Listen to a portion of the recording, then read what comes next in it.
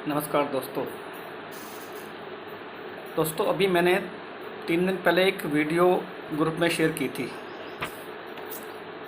जिसको देख करके मेरे कुछ साथियों ने मुझे बहुत अप्रिशिएट किया। कई दोस्तों के मेरे पास फ़ोन भी आए और कुछ ने मुझे सराहा और कुछ दोस्तों ने लिखा कि हम ये वीडियो देख करके कंफ्यूज हो गए हैं, क्योंकि एक BHMS डॉक्टर आयुर्वेदिक की बात कर रहा है। तो साथियों, मैं जिस आयुर्वेदिक की बात कर रहा हूँ, ये आयुर्वेद वो नहीं है कि जो हमको BAMS में पढ़ाया जाता है। ये वो आयुर्वेद है कि जो मैंने कहा था कि मैं भारतीय संस्कृति में पला बड़ा हूँ, मैं भारत में पैदा हुआ हूँ। जो आयुर्वेद मेरी संस्कृति के रग रग में बसा हुआ है, जो आयुर्वेद मेरी दादी के नुस्खे के रूप में हमको खिलाया है, सिखाया है। दोस्तों, जब एक व्यक्ति पैदा होता है, उस दिन से उसको पहली खुराक जो दी जाती है वो आयुर्वेदिक की दी जाती है, और जिस दिन वो मरता है उसका अंतिम संस्कार भी आयुर्वेदिक रूपी सामग्री से होता है। हमारे घर में दिनचर्या जब हमारी शुरू होती है, तो जब हमारी पहली चाय बनती है, उसके अंदर भी अदरक, सौंठ, काली मिर्च, लौंग, इलायची वगैरह ऐसी चीज़ें डाली जाती हैं। हमारे घर में जब सब्ज़ी बनती है तो उसमें आयुर्वेदिक के कई सारे मसाले डाले जाते हैं। मैं उस आयुर्वेदिक की बात कर रहा हूँ। दोस्तों, ये आयुर्वेद इतना प्रभावशाली है। मेरी माँ की कोई भी बीमारी हो, उसकी 3-4 दवाइयाँ बहुत सेट हैं।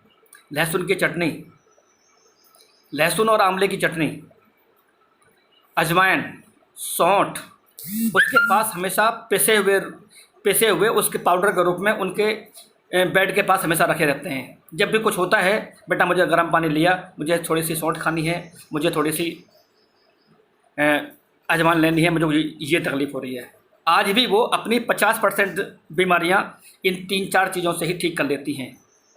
आंवला लहसुन की चटनी से, सौंठ से और अजवाइन से।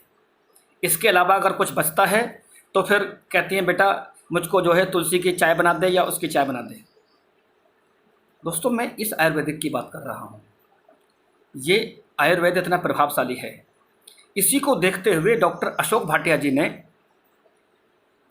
इसी आयुर्वेदिक को, जो दादी माँ के नुस्खे थे, जो हमारे घरों में प्रयोग होने वाली चीज़ें थी, जो हमारे इर्द गिर्द में पाए जाने वाली, हमारे घर की क्यारी में जो पाए जाने वाली आयुर्वेदिक जड़ी बूटियाँ थीं, उनको स्टैंडर्ड डोज फॉर्मेट में पेश किया। मैं उस आयुर्वेदिक की बात कर रहा हूँ। कुछ लोगों ने ये भी कहा कि भाई आप तो होम्योपैथिक डॉक्टर हैं और आप आयुर्वेदिक की बात कर रहे हैं।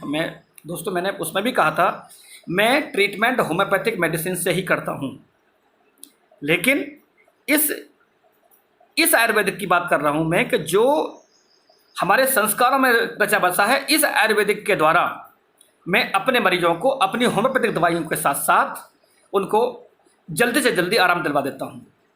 जो काम एक एलोपैथिक का इंजेक्शन नहीं कर पाता, वो वही कार्य हमारे इसी आयुर्वेद से निर्मित कुछ बूंदें कर जाती हैं, कुछ डोज कर जाती हैं, कोई गोली कर जाती है।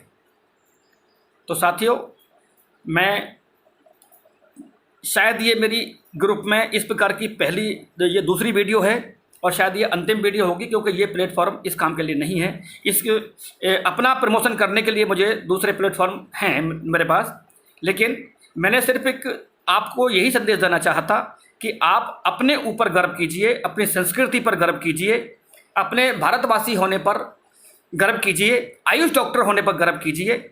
और हम जो इतने दुखी रहते हैं, परेशान रहते हैं, और जहाँ तक बात कन्फ्यूजन की है, तो साथियों, हम एक आयुर्वेदिक डॉक्टर, एक होम्योपैथिक डॉक्टर, यूनानी डॉक्टर होकर के हमको स्पेशलिस्टों वाला काम करना पड़ता है। हम एलोपैथिक लिख रहे होते हैं।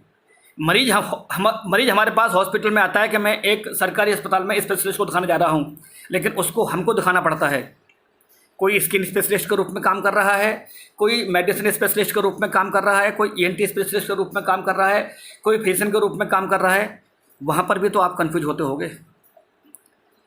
कन्फ्यूज होने की ज़रूरत नहीं है। अपनी शक्ति को पहचानिए, अपनी आयुषपैथी को पहचानिए। आपके अंदर वो शक्ति है जिस प्रकार से हमारी कहानियों में लिखा हुआ है कि हनुमान जी में अपार शक्ति थी, आपके अंदर भी शक्ति है। आप भी आज के हनुमान हो।